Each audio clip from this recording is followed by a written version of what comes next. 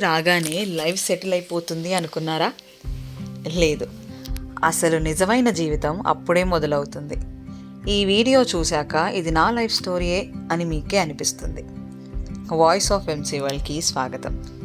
మనం 20లలో ఉన్నప్పుడు కలలు ఎక్కువ, సమయం ఎక్కువ, బాధ్యతలు మాత్రం తక్కువ. కానీ 30 దాటాక టైం తక్కువ, బాధ్యతలు ఎక్కువ. కానీ ఒక విషయంలో మాత్రం క్లారిటీ ఫుల్గా ఉంటుంది.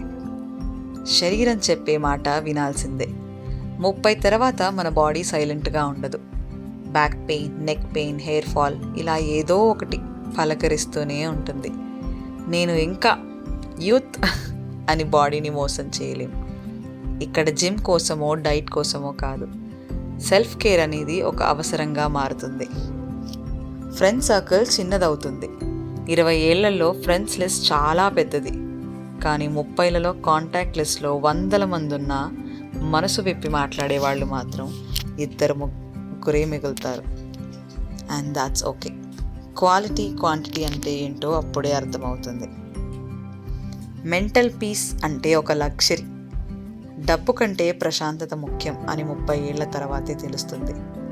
అనవసరమైన డ్రామాలు, గొడవలు ఉన్న చోట నుండి సైలెంట్గా తప్పుకుంటాం. ఎవరికైనా మొహమాటం లేకుండా నో చెప్పడం నేర్చుకుంటాం. అది కూడా గిల్టీగా ఫీల్ అవ్వకుండా. పోలికలు ఆగిపోతాయి.